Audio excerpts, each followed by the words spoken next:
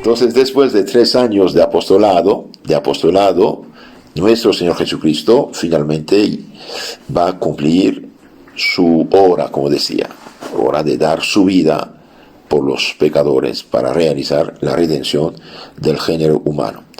Ustedes saben que desde el pecado original hubo sacrificios. Abel el justo ofrecía de sus ovejas.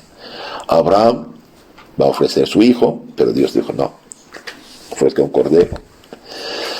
En Egipto, cuando Moisés fue mandado por Dios para libertar a los hebreos de la esclavitud del faraón, y bien, el faraón se hizo el terco y finalmente el último castigo, última plaga, la muerte de los primogénitos de los egipcios, ¿se acuerdan?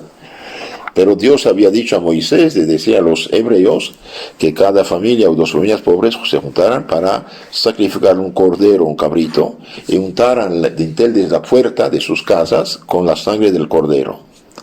Y donde había sangre, el ángel no entró y no mató a los primogénitos. Y donde no había sangre, entró el ángel, mató y tuvo un grande llanto en Egipto. En ese momento Faraón dijo, ya váyanse. Entonces, desde ese tiempo de Moisés hasta Cristo, los judíos celebraban la fiesta del paso del Señor para salvarlos. De ahí viene la palabra Pascua.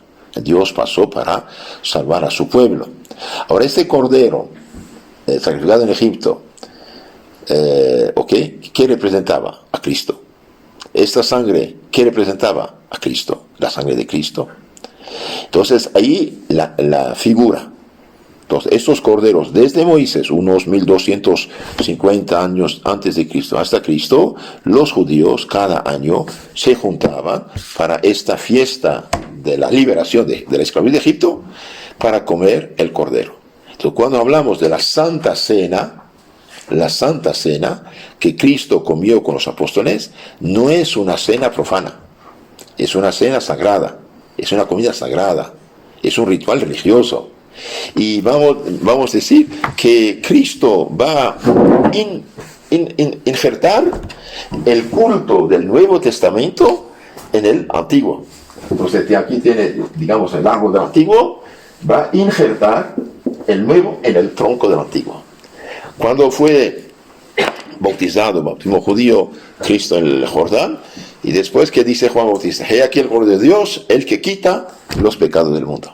Entonces todos esos corderos sacrificados desde Abel justo, pasando por Abraham, pasando por Moisés y todos los judíos, representaban al Cordero de Dios que realmente quita los pecados del mundo, que es Jesucristo nuestro Señor. Entonces los jefes judíos, cuando los rabinos, los fariseos, los teólogos, podemos decir, y canonistas del Antiguo Testamento, cuando vieron todos los milagros que hacía Cristo, en lugar de profundizar las Escrituras, y les había dicho, escudriñar las Escrituras, hablan de mí, pero no, tuvieron envidia, y su envidia, que es pecado mortal, pecado del demonio, los hizo ciegos, y finalmente tuvieron ganas de matarlo. Varias veces mandaron su gente para llevarlo a...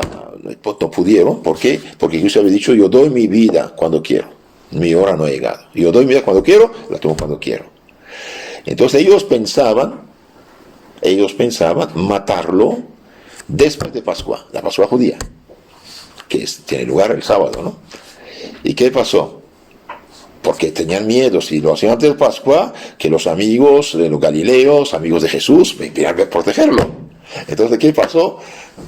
Pasa algo extraordinario. Cuando la pecadora puso este perfume muy caro sobre la cabeza y pies de Jesús, etc., Judas, el ladrón, el ecónomo de Cristo, cuidado los ecónomos, los ecónomos de Cristo, dijo para que este despilfarro hubieran podido vender los $200, digamos, de su época, a los pobres. Y Cristo dijo, no, pobres siempre tendrás, pero a mí no, hizo bien esta mujer. Entonces Judas, enojado, fue a negociar con los jefes de la sinagoga, ¿qué me darán si yo los entrego? Entonces ya desde miércoles santo tenemos este convenio de traidor con ellos. Pero un poco antes había resucitado Lázaro. Lázaro muerto, sepultado hace 4 días, su hermana dice, pudre su cuerpo, y Lázaro sale fuera y Lázaro sale resucitado. Entonces ahí la noticia fue tremenda, más que el televisor actual. Ahí circula la noticia, ¿no? Y Lázaro comía y muchos judíos iban de Jerusalén a Betania para comer él y ver a Lázaro, y Jesús estaba ahí. Entonces ellos estaban ya furiosos, ¿no? Los jefes de la sinagoga querían darse prisa, pero no se atrevían. El domingo anterior a la pasión, el pueblo hebreo recibió a Cristo como el Mesías, el Cristo Redentor, Hijo de David. Hosanna, bendito el que viene en nombre del Señor, Hosanna, etc. Entonces fue recibido. Pero en la semana las cosas van a cambiar. Entonces Judas va a proponer su contrato inicuo, injusto, de traidor. Y finalmente Judas pregunta a Jesús, porque él tenía la bolsa de las limosnas que daban a Jesús por sus gastos, y los apóstoles, ¿no? Había siempre gente generosa que ayudaba. Esto no es de hoy. Entonces Judas dice, ¿dónde quieres que preparemos la cena? Y Jesús, sabiendo, por ser Dios, sabiendo que estaba tramando una traición, no le confió la misión. Mandó a Pedro, Juan, va en la ciudad. ¿Y qué dirección, Señor? Verán un hombre con un cántaro de agua, síganlo. Y donde entran por ahí y dirán al dueño de la casa, el Señor va a comer el cordero de Pascua, por favor preparen. Entonces ahí pasa la nariz de Judas, no sabe dónde, porque Cristo no quería que Judas perturbara esta santa noche, esta santa cena, que es de suma importancia, porque este Jueves Santo va a instituir 2 santos sacramentos, 2 canales de la salvación, el sacerdocio y el santo sacrificio del Nuevo Testamento, que es la Santa Misa, que es a la vez sacrificio y sacramento, ¿sí? Entonces Pedro, Juan ven, ya todo está preparado, y finalmente Cristo llega con sus apóstoles, va a comer la Santa Cena con ellos y va a decir, sí, he deseado con grande deseo este día comer esto con ustedes. Entonces van a comer realmente el Cordero Pascual, que es una comida sagrada del Antiguo Testamento, y cumple realmente lo que figuraba, presentaba. Y en esta santa noche hay la figura y el figurado. La figura es el Cordero, que tenían que sacrificar sin romper un hueso. El Cristo va a ser crucificado y no rompe ningún hueso, ¿sí? Y carne asada con lechugas amargas. Las lechugas amargas simboliza la pasión, la amargura, los dolores que Cristo va a sufrir para realizar nuestra salvación.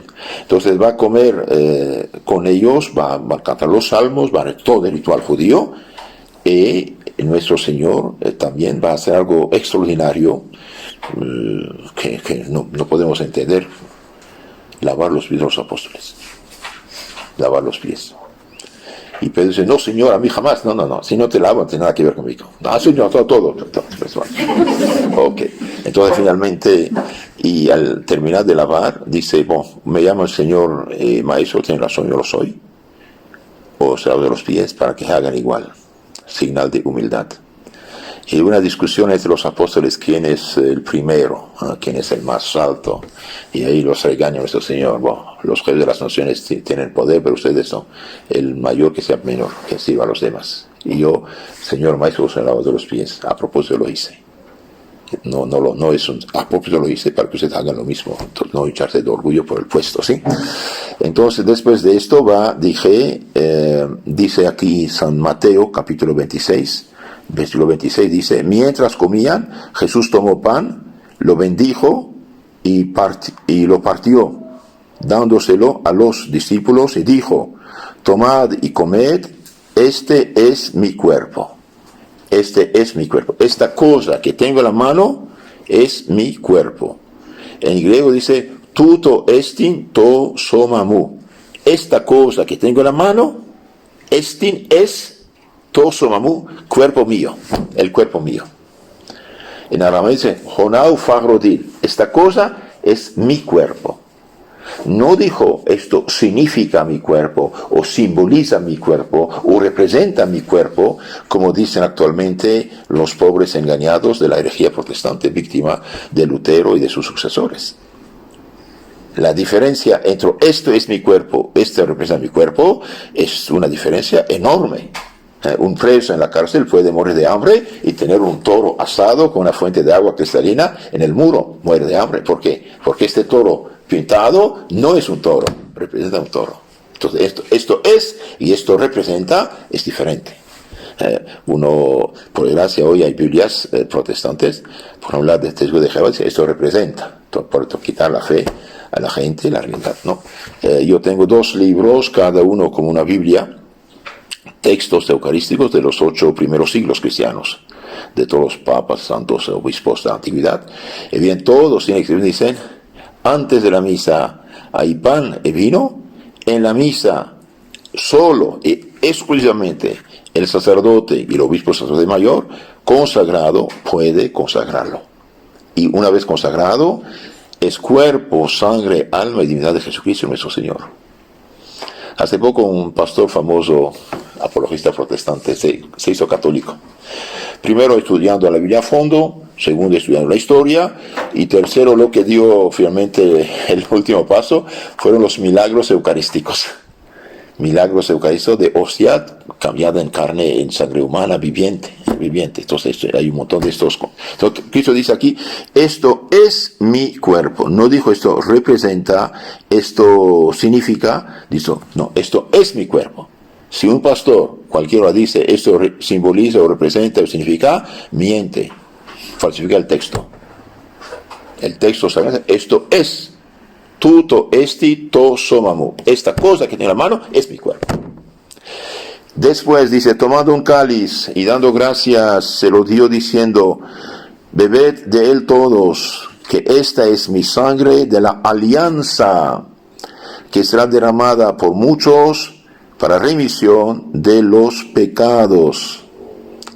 Entonces hay una nueva alianza, como Dios había hecho un pacto con Moisés, con el pueblo judío en el monte Sinaí, y Moisés había rociado el pueblo con sangre de cordero. Cristo va a hacer un nuevo pacto, nuevo testamento en su sangre, Este es el cáliz de mi sangre,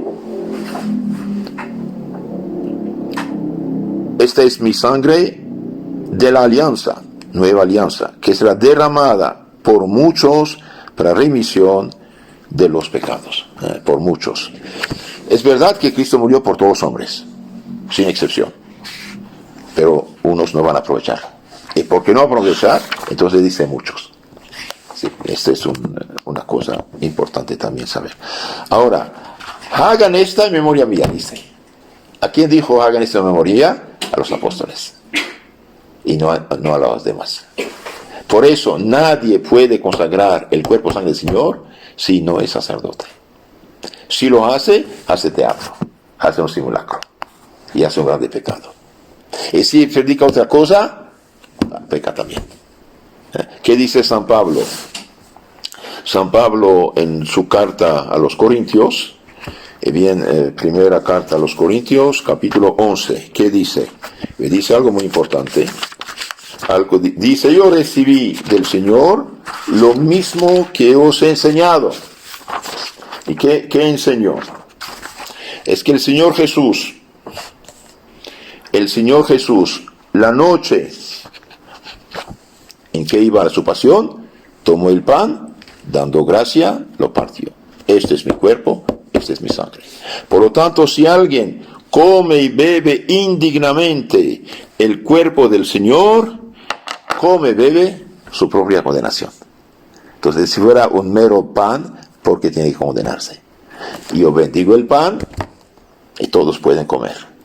Pero no todos no pueden recibir la Eucaristía si no están en estado de gracia. Entonces, ¿qué dice San Pablo aquí? Capítulo 11, capítulo 11, versículo 23 y siguiente. Porque yo he recibido del Señor lo que os he transmitido, que el Señor Jesús, en la noche en que fue entregado, tomó el pan y después de dar gracias, lo partió y dijo, esto es mi cuerpo, que se da por vosotros, hagan esto en memoria mía. Todo lo dijo a los 12 apóstoles. Y asimismo, después de cenar la cena sagrada, tomó el cáliz diciendo, este es el cáliz de la nueva alianza, del Nuevo Testamento, en mi sangre. En la sangre de Cristo se hace el nuevo pacto con Cristo. ¿Cuántas veces lo bebáis? Haced esto en memoria mía. Es decir, cada vez que se ofrece, que se bendice, que se consagra este cáliz, y bien se hace memoria de la muerte, pasión, crucifixión del Calvario, de nuestro Señor. Por eso la misa no es una comida, no es un banquete, no es una, ¿cómo se llama? Otras cosas que dicen actualmente. No, la misa es el sacrificio de Cristo.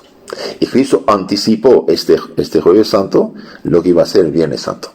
Anticipó. Entonces, este es el cáliz de la nueva alianza en mi sangre. ¿Cuántas veces lo bebáis? Haced esto en memoria mía.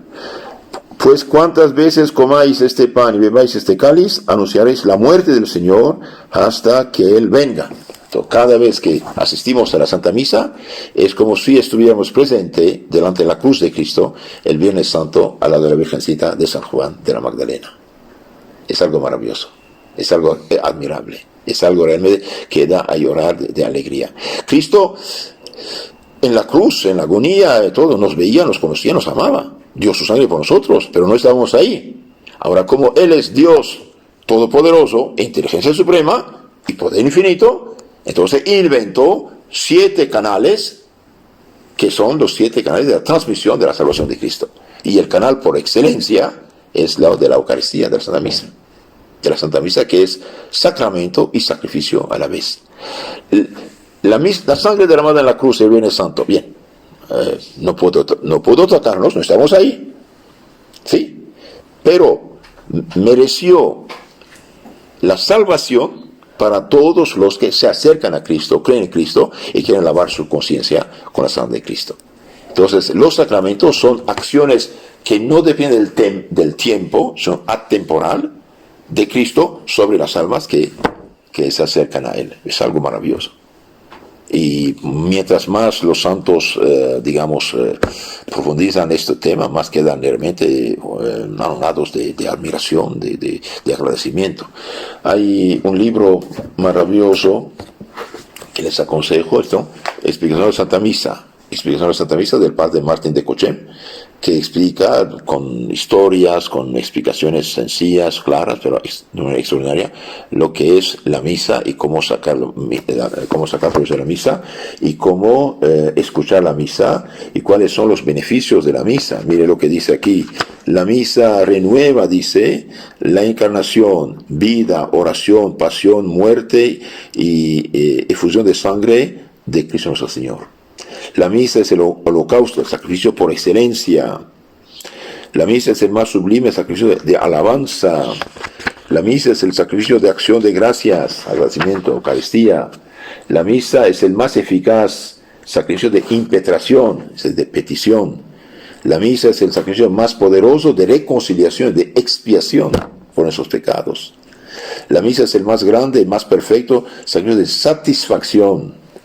La misa es la obra por excelencia del Espíritu Santo. El Espíritu Santo ahí, de hecho, se invoca para venir y cambiar el pan y el vino. Entonces, es dogma de fe divina y católica que el pan y el vino consagrado únicamente por un sacerdote y nadie más puede hacerlo, y si lo hace es una burla, peca.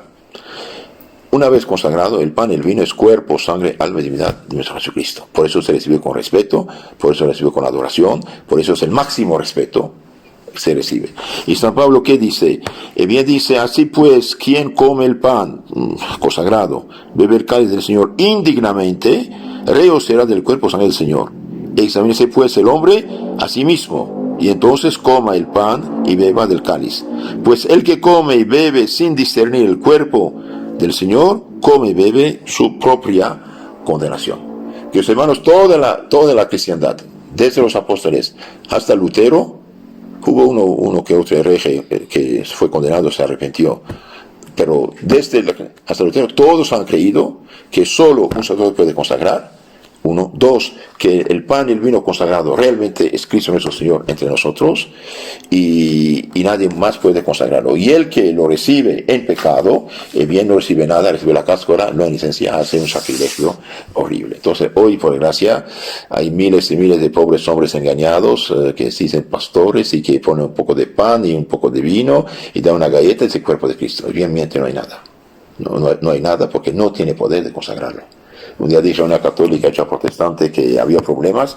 Me dijo, ¿cuáles? Le dije, por ejemplo, Cristo dijo, el que no come mi cuerpo, no bebe mi sangre, tiene vida eterna. O sea, no tiene el cuerpo de Cristo, no tiene vida eterna. Sí, recibimos el cuerpo de Cristo. ¿Y quién lo consagra? El pastor. Pero Señor, el pastor no es sacerdote. Aunque lo haga, no hay nada. Un pobre señor se viste de sacerdote y hace misa de teatro, pero no hay nada. No hay nada, ese es el problema. Entonces, Santo Ignacio dice, reflexionemos sobre lo que estamos haciendo, la institución de la Eucaristía. Esta noche del Jueves Santo instituye 2 sacramentos, el sacerdocio y la misa, la Eucaristía. Anticipó su sacrificio. Después hace un largo discurso sobre los apóstoles, realmente extraordinario, está en San Juan, capítulo 14, 15, muy interesante. Y después va a su agonía. ¿Y qué nos dice Santo Ignacio? Dice, miren las personas, ¿qué dicen las personas, palabras y acciones? Miren qué hacen, cómo hacen, etc. Finalmente nos dice, considerar lo que Cristo, Señor nuestro, padece en su humanidad y quiere padecer. Cristo padece y quiere padecer. Y voy a pedir, dice, en el momento de la meditación de la pasión, dolor, tristeza y lágrimas. Dolor, tristeza y lágrimas. Y durante la cruel pasión, la divinidad se esconde. Cristo sufre todo eso por mis pecados, por mí. Y yo ¿qué debo hacer y padecer por Él? ¿Qué debo hacer y padecer por Él? Y bien, primero, saber lo que hizo por mí. Segundo, agradecer. Y tercero, luchar valientemente y bañar nuestra conciencia con su sangre mediante los santos sacramentos. Hoy se escucha mucho, la sangre de Cristo me cubre, la sangre de Cristo no sé qué. Es verdad, pero ¿cómo te cubre? Porque lo dije. No, te purifica por el bautismo, te purifica por la confesión, perdón los pecados, y te purifica y te cubre y te protege en la Santa Misa. La Santa Misa que reemplaza todos los demás sacrificios que se hacían en el Antiguo Testamento.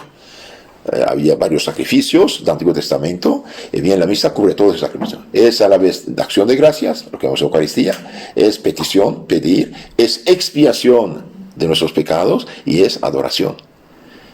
Y cada vez que recibimos el cuerpo de Cristo, recibimos cuerpo, sangre, alma y divinidad de Cristo. Por lo tanto, recibimos el Espíritu Santo, porque la divinidad es el Padre, el Hijo y el Espíritu Santo. Agradecemos a nuestro Señor de tener la fe verdadera cristiana y agradecemos al Señor de poder acercarnos y ayudemos al prójimo a acercarse, porque el que no come mi cuerpo y no bebe mi sangre no tiene vida eterna. No es cualquier cosa esto. Por eso fundar una disque iglesia es el mayor engaño del demonio. Pobre ellos, recemos por ellos y digamos, hermanos, estás equivocado. Que Dios nos bendiga.